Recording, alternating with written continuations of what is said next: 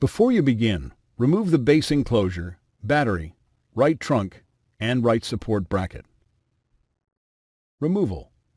Carefully release the power connector cable from the retention tabs on the top cover and remove. Replacement.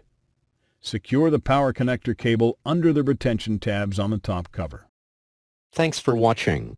Please click subscribe for more videos and weekly updates.